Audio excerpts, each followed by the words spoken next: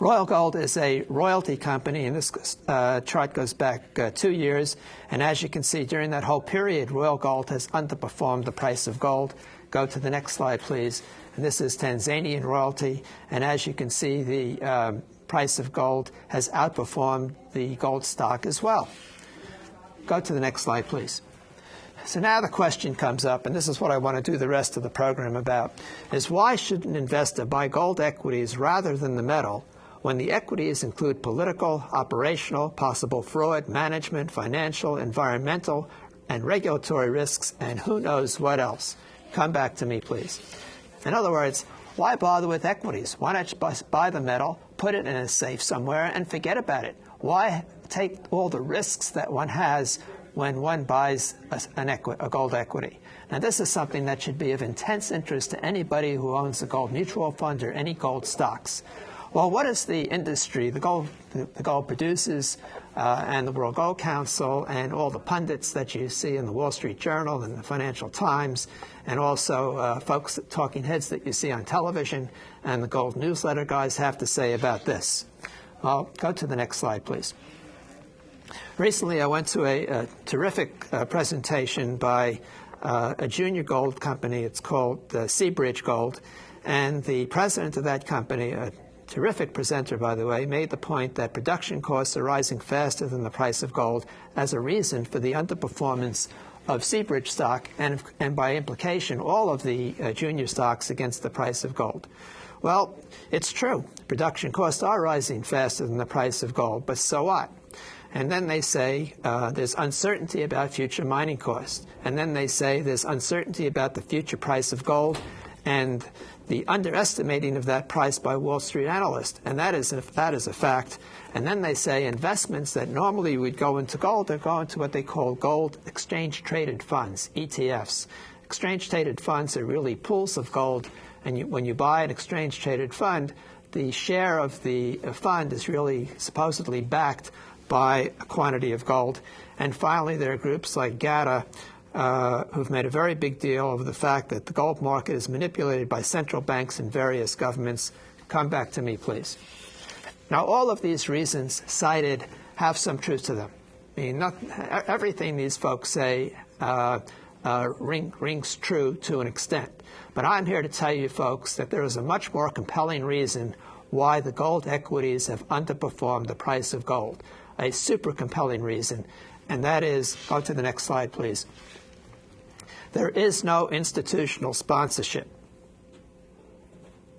And anybody who's been in the money management business can tell you the key valuation issue for any sector is that you need institutions to buy it, money managers. And so the question that needs to be answered, and that's what I'm going to talk about for the rest of the show, is why aren't institutions paying attention to gold? Come back to me, please.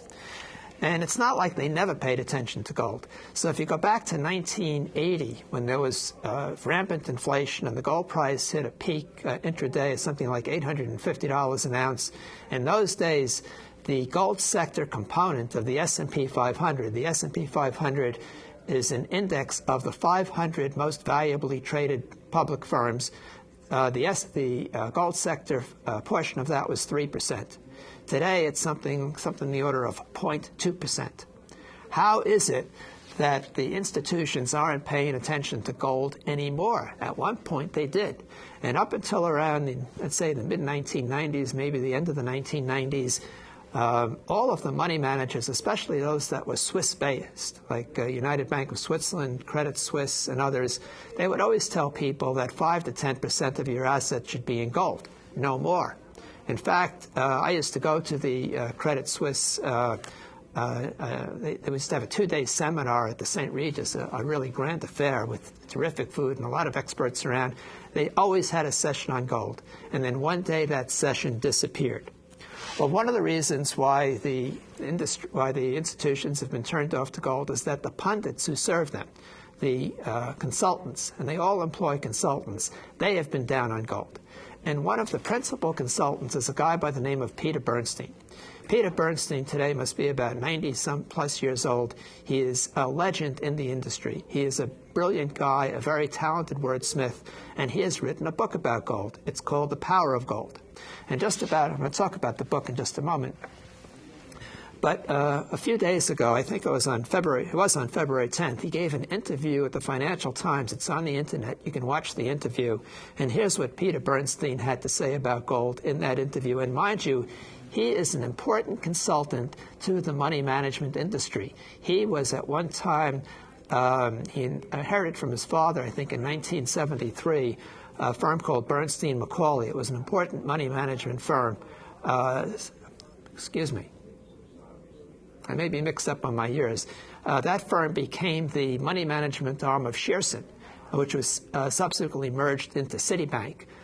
So he was an important guy in the money management industry, and he is a very important guy as a consultant and as a pundit to the money management industry. So here's what he has to say about gold in his interview with the Financial Times.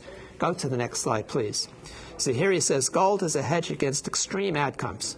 But one slide back, please. One slide, there you go. He said, gold is a hedge against extreme outcomes. He says it's beautiful, but it's really worthless. Worthless. Then he says, gold is where people run when uncertainty is the highest. And then he says it's a hedge, and this is a hedging kind of time. And then laughingly he says, you can't eat it, you can't live in it, you can't do anything with it. Come back to me, please. And in effect, he really dumps all over gold. This book that he wrote, it's called It's called The History of an Obsession, The Power of Gold, The History of an Obsession. On his website, here's what his website has to say about his book. Go to the next slide, please. He says, the most striking feature of this long history is that gold led most of the protagonists of the drama into the ditch. In other words, they didn't do too well. Midas, Jason, Croesus, the emperors of Byzantium, the survivors of the Black Death, Pizarro and his emperor, Charles V. MacArthur, the chemist, Montague Norman, head of the Bank of England, Benjamin Strong, head of the Federal Reserve, Charles de Gaulle, and the gold bugs of the 1980s, all were fools for gold, chasing an illusion. An illusion. Come back to me, please. And in effect, in his book, and I did a review on this book for a Foundation for Economic Education, it's on their website. In this book, he says people bought gold out of stupidity and cupidity. I mean, how much can you dump on gold in that? Unbelievably, the World Gold Council had this book on its website and promoted this book. So a book that dumped all over gold, somehow the World Gold Council thought this was a good thing. But more important than Peter Bernstein is the attitude of the money managers. And one of the guys who I want to tell you about, his name is Ken Fisher. Some of you may know of him. He's a sometimes columnist for Forbes magazine for the last 25 years. One of the really genius intellectuals of the money management industry. He's on the West Coast. He has somewhere between $15 and $20 billion under management, last I looked. He's written about half a dozen books, including a bestseller called Super Stocks. And a couple of years ago, Ken Fisher came to town and he gave a seminar at the Hyatt. I was there, roughly 400 people in the audience. Gold had already doubled in price, maybe more than doubled in price. And Ken Fisher gave this presentation where he didn't mention gold. And one of the people from the audience during the Q&A session, not me, said to Ken Fisher, well, what about gold? And Ken Fisher gave an answer which was really the entire institutional view towards gold. Go to the next slide, please. And he said, and this is a direct quote, he said, I've gotten gold wrong so many times, I can't stand to look at it. I've gotten gold, this is the money management institution speaking. I've gotten gold wrong so many times, I can't stand to look at it. Go to the next slide, please. And here you see, as a result of getting the gold wrong, Merrill Lynch, just a few days ago in 2011, came out with its forecast for gold.